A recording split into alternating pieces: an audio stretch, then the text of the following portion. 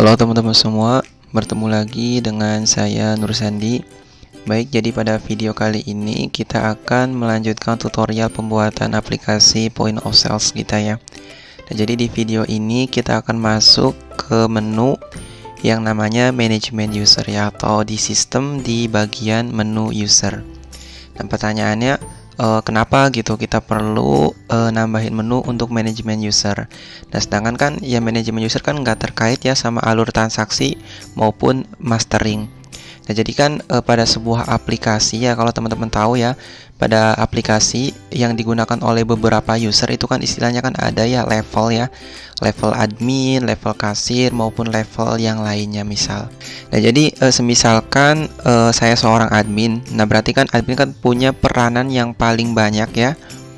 Misalkan buat ngatur user, ngedelete user, nonaktifin user, nambah user baru, ngeganti levelnya atau apapun ya.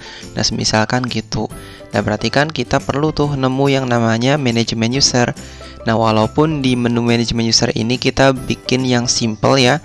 Di sini kita nggak ada fitur istilahnya buat nonaktifin atau nggak-aktifin ya. Soalnya kan kita nggak punya menu buat registrasi ya. Atau halaman register misal. Jadi di sini di sistem di menu user kita cuman bikin kayak gini teman-teman. Jadi kita nampilin kayak biasa ya, misalkan daftar user yang sudah terdaftar di sistem kita. Nah, yang ditampilkan di sini itu yang role-nya bukan admin ya. Jadi kalau admin kan nggak perlu ditampilin nih. Jadi yang ditampilin di sini misalkan yang levelnya kasir. Nah, misalkan kita klik tambah nih, nanti akan nampilin pop up kayak biasa ya, misalkan ngeset nama user, terus emailnya apa? Email ini buat login sistem ya. Nah, terus misalkan password sama konfirmasi password gitu misal. Nah, jadi sebenarnya sih simple aja sih ya. Di sini kita bikin CRUD kayak yang biasa ya. Nah, cuman paling di sini akan ada beberapa pengecekan ya, misalkan password sama konfirmasi password. Nah, jadi kira-kira gitu teman-teman ya. Jadi bisa langsung mulai aja nih ya. Misalkan saya buka nih folder project kita. Nah, semisalkan saya akan update beberapa dulu nih ya. Jadi semisalkan saya buka bagian root web. Nah, di sini kita bikin CRUD kayak biasa ya teman-teman. Jadi nggak ada yang aneh sih sebenarnya. Jadi saya misalkan saya mau pakai yang pengeluaran, yang kategori juga nggak masalah sih, soalnya kan sama aja. Nah, misalkan saya copy ya dari sini yang pengeluaran boleh, atau kita bikin lagi manual juga nggak masalah sih. Jadi misalkan di sini saya paste ya. Dan di sini kita rootnya kita ganti nih ya, name-nya. Jadi misalkan di sini user/data, ini user titik data. Nah, resource-nya kemana? Ya, resource-nya ke user. Nah, terus controllernya kita belum punya ya. Kalau kita mau copy juga boleh. Misalkan saya klik yang pengeluaran, saya duplicate aja nih ya. Teman-teman bisa copy terus paste. Dan misalkan di sini saya rename jadi user controller. Di sini juga jangan lupa ya, kita ganti namanya jadi user controller. Nah, terus modelsnya kemana? Modelnya ke user. Nah, untuk sekarang kita udah punya ya. Soalnya kan pas pertama kita bikin juga udah ada bawaan nih dari Laravel model user. Nah, jadi nanti akan kita update beberapa sih. Misalkan kita biarkan dulu aja kayak gini. Nah, terus kita foldernya belum punya ya. Jadi misalkan saya buka aja nih yang pengeluaran. Atau yang kategori juga nggak masalah sebenarnya ya. Misal saya pakai ini aja lah yang simple ya. Misalkan ya pengeluaran nih, kita duplicate lagi. Kita duplicate ganti jadi user. Nah, misal segini aja. Coba saya close dulu. Nah, yang ini kita ubah nih, controllernya ke user controller. Jangan lupa di atas ya, ditambahkan di sini nih user controller. Nah, terus misal apa lagi nih? Yang web kayaknya udah selesai nih ya. Coba kita buka bagian sidebar. Nah, biar kita bisa langsung nih edit URL-nya. Misalkan rootnya kemana? Ke user titik index. Ke sini. Jadi kalau kita reload nih ya teman-teman. Jadi kita reload aja, reload. Nah, terus di bagian sistem harusnya udah ada nih ya yang user. Nah, tinggal kita sesuaiin aja nih view-nya. Misalkan saya back lagi. Di bagian user ya, folder user di index. Di sini kita ganti nih. Misalkan ya pengeluaran kita ganti jadi user. Terus yang add form yang ini kita ganti ya, bukan pengeluaran tapi user titik store. Nah, terus misalkan beberapa kita ganti ya, root sama include-nya ke user. Nah, terus apa lagi nih? Coba misalkan yang tambah pengeluaran, edit pengeluaran kita ganti jadi tambah user sama edit user. Nah, misalkan gini dulu.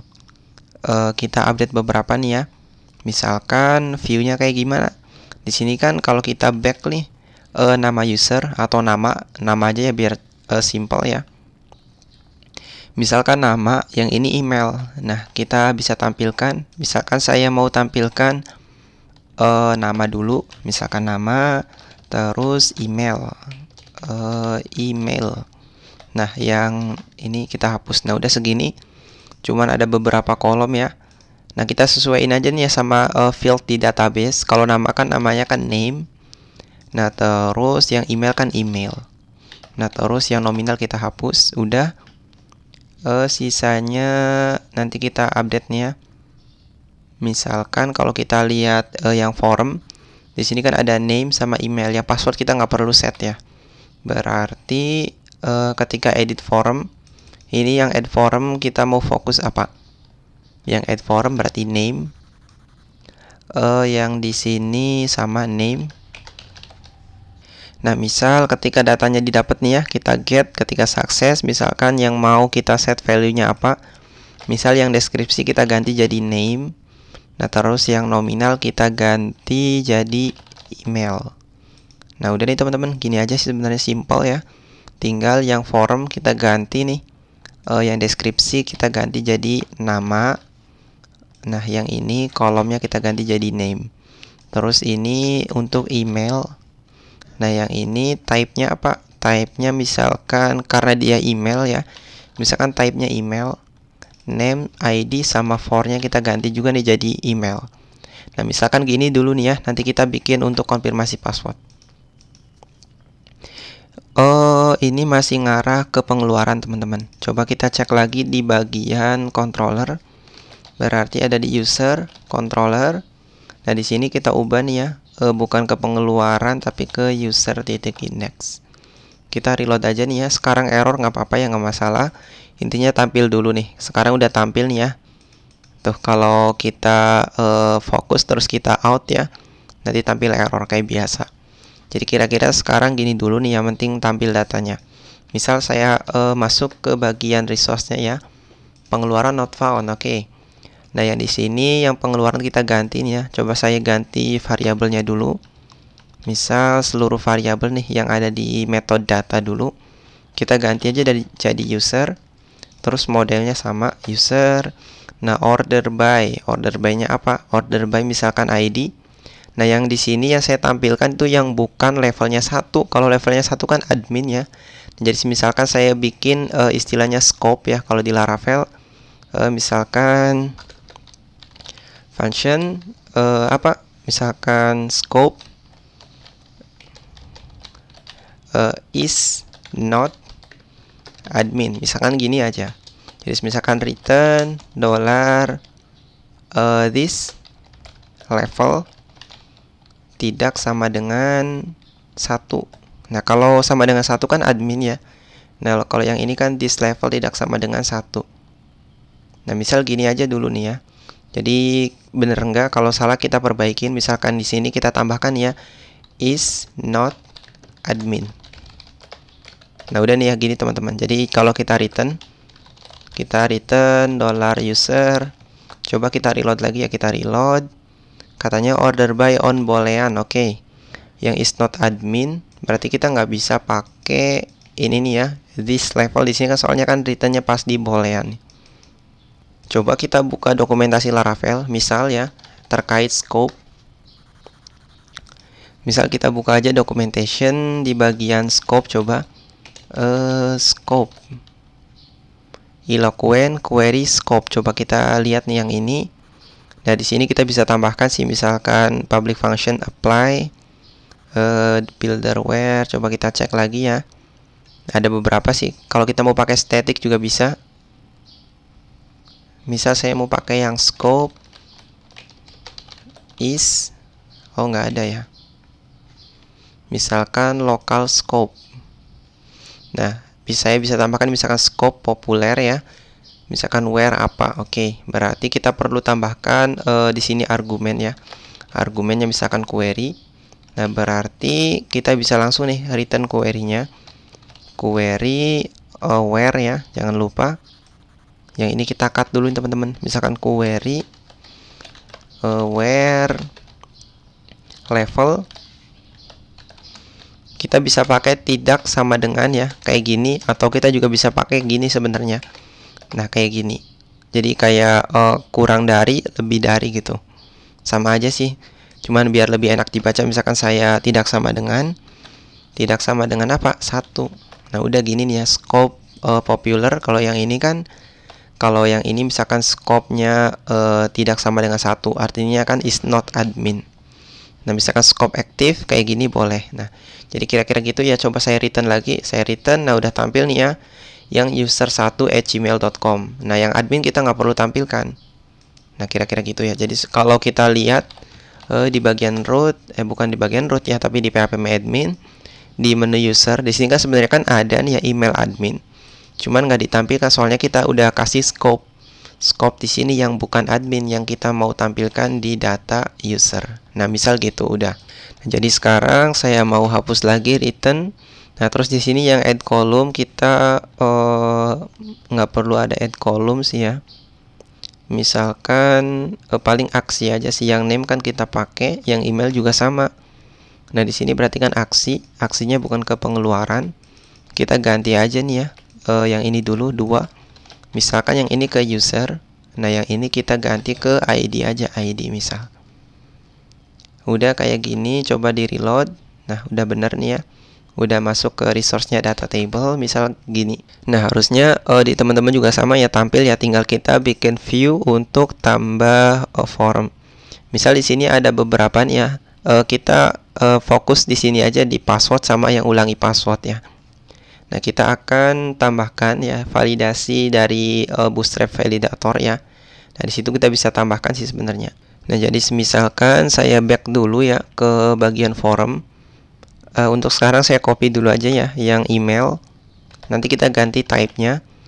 Misal yang ini kita ganti jadi password. Nah, terus yang email type-nya misalkan sama, kita ganti jadi password ya. Oke. Satu lagi untuk konfirmasi password. Misal yang ini kita ganti jadi konfirmasi password. Nah, for apa? Password kalau di Laravel tuh namanya password confirmation, misalkan password confirmation. Kalau kita mau tambahkan validasi juga, kalau kita validasinya confirmed ya, nah itu harus ada password confirmation. Nah, cuman kalau kita validasinya via client side sih sebenarnya sih bebas saja nama fieldnya. Intinya yang di-insert kan cuma 3 kolom nih, name, email, sama password. Nah, udah gitu. Nah, tinggal kita tambahkan satu atribut lagi nih teman-teman. Jadi kita tambahkan satu atribut lagi di sini setelah required nih ya. Misalkan di konfirmasi password, saya mau tambahkan data match. Ini punyanya Bootstrap validator ya. Kalau kita kasih data match, misalkan data match dari mana? Dari ID. Kalau ID kan berarti kan pakainya crash ya, crash password. Nah, udah gini nih ya. Jadi harusnya yang konfirmasi sama yang password itu harus sama. Intinya sih gitu. Nah, jadi misalkan gini aja dulu ya. Coba kita reload. Kita tambah. Kalau ini kurang bagus ya, boleh kita tambahkan misal yang call MD-nya jangan 2. Yang ini kita bisa select semua nih ya. Misal kita ganti jadi 3. 3 biar agak lebar ya, misalkan 3. Nah, jadi sekarang kan lebih bagus ya. Misalkan kayak gini dulu. Jadi misalkan saya fokus di password ya. Misalkan saya mau ketikin 1, 2, 3, 4, 5, 6. Nah, yang konfirmasi passwordnya misalkan dari 3, 2, 1. Harusnya kan nggak match nih ya. Nah, nanti akan tampil does not match gitu. Nggak cocok atau nggak sama. Jadi sekarang kita udah tambahkan validasi secara client side ya. Walaupun kalau client side kan kalau kita hapus nih ya, misalkan data match-nya kita hapus saja, kita hapus harusnya sekarang udah nggak jalan nih teman-teman, udah nggak jalan. Jadi misalkan 321, nah udah gini. Nah cuman kan seenggaknya kan buat user yang pengguna, misal kayak kasih kan nggak tahu mengenai validasi maupun HTML ataupun seluk-beluk mengenai aplikasi kita. Jadi intinya kita protect aja sedikit walaupun dalam segi atau dalam lingkup client side misal. Jadi misalkan saya batal, saya masuk lagi kan otomatis di clear. Nah udah gitu berarti kita sekarang masuk ke bagian user controller. Nah di sini di bagian store. Nah misal sekarang saya mau ngapain nih teman-teman? Jadi misalkan di sini saya mau pakainya new aja ya. Jadi kan biasanya kan pakai pengeluaran create. Nah misalkan sekarang saya mau ganti jadi new, biar nanti saya bisa generate password juga. Nah misalkan yang user kita ganti jadi new user. Nah terus user name diisi dengan $request name, kita duplikat ya, misalkan yang ini email. Nah terus satu lagi untuk password. Yang ini kita nggak tambahkan validasi ya, jadi tugasnya teman-teman buat bikin aplikasinya lebih baik lagi. Misal gini nih ya, terus saya mau user. Nah levelnya apa? Level defaultnya itu 2 kan artinya bukan admin. Misalkan 2. Nah ya misalkan untuk fotonya apa? Default fotonya misalkan $user. Kita punya nggak foto? Kalau kita lihat di public ya, di public ada di IMG. Di sini cuma ada logo sama member. Coba kita kalau ke admin LTI, saya mau buka aja ya, open containing folder. Misalkan di admin LTI 2 saya mau ambil disk di IMG. Nah saya misalkan ambil avatar 1 aja, misalkan yang di sini saya copy, saya taruh di bagian IMG aja nih ya. Misalkan di sini kita rename aja nih teman-teman.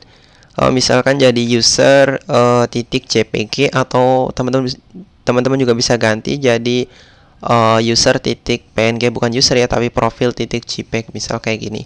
Nah jadi sekarang harusnya yang user terus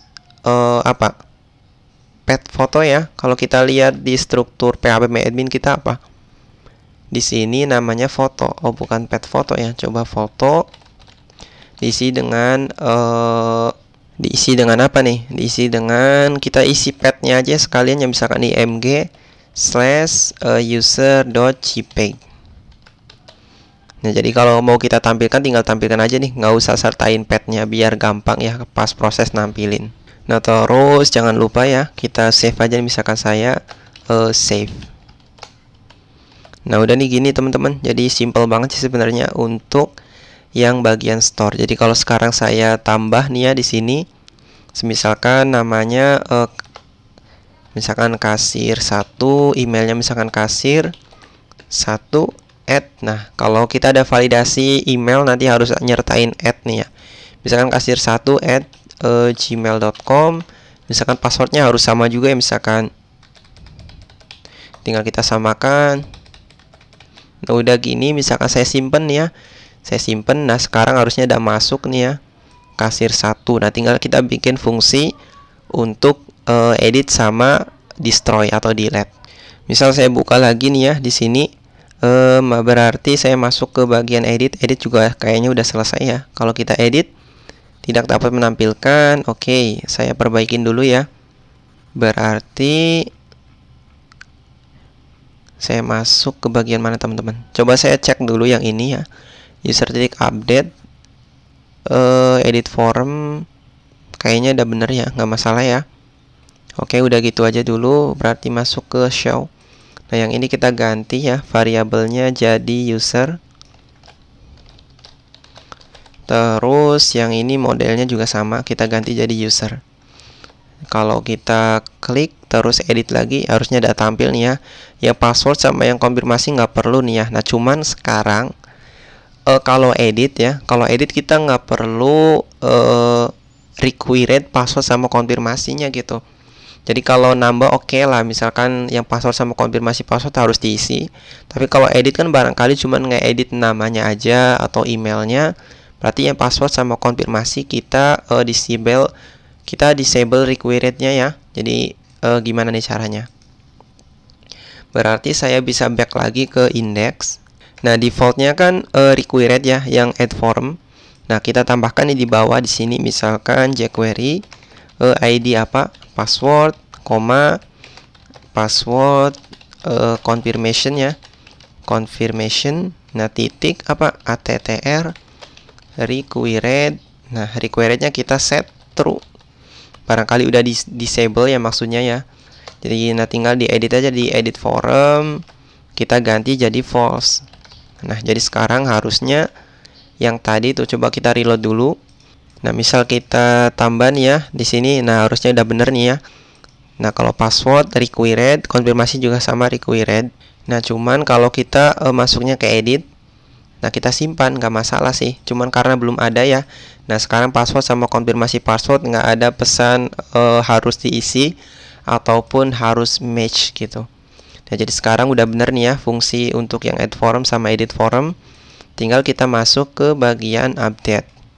Jadi sekarang yang update saya mau copy dulu dari yang lama. Saya copy, cuman ada beberapa yang perlu saya ilangin aja sih. Nah, di bagian update pertama yang new user saya ganti. Jadi user find $ID. Nah, terus saya mau apa nih? Yang password saya mau cek dulu nih ya. Saya mau cek dulu. Jadi misalkan if di sini if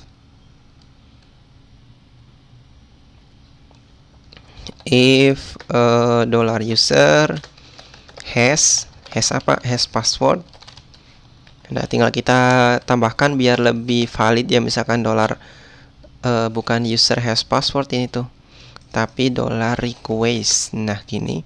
Nah, tinggal misalkan request password tidak sama dengan string kosong ya. Nah, kalau iya gitu, nah kita tambahkan nih user password diisi dengan request password buat nge-update. Yang level nggak perlu, terus yang IMG juga nggak perlu. Nah, yang ini biar lebih spesifik kita ganti aja ya, misalkan jadi update. Udah nih teman-teman, gini aja sih. Gini kalau cuma satu baris bisa langsung di sini ya. Kita buang aja tuh tadi yang kurawal. Atau kalau mau taruh di bawah juga nggak masalah sih sebenarnya. Tinggal biar lebih bagus ya, kita tambahkan satu tab di sini. Nah, misal gini, tinggal saya reload aja nih ya. Nggak perlu di reload sebenarnya. Misalkan saya buka, saya simpan.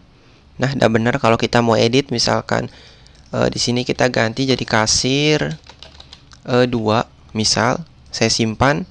Udah bener ya, udah tampil. Misalkan yang ini kita ganti emailnya jadi kasir 2, enter lagi. Udah bener nih teman-teman.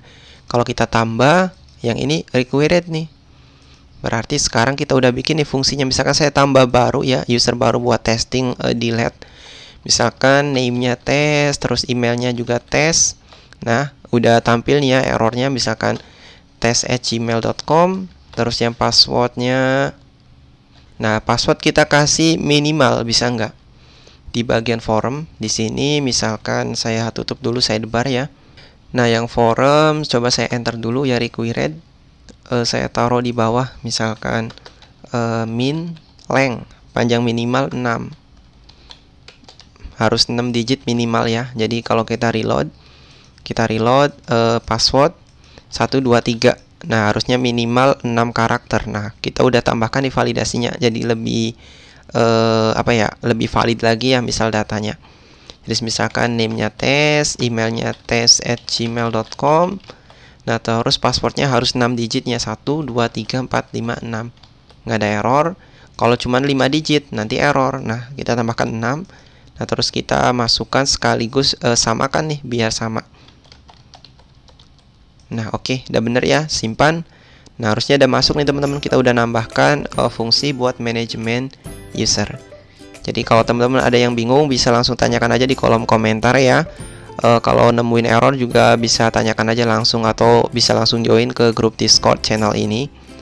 Buat teman-teman yang suka, teman-teman bisa klik tombol like.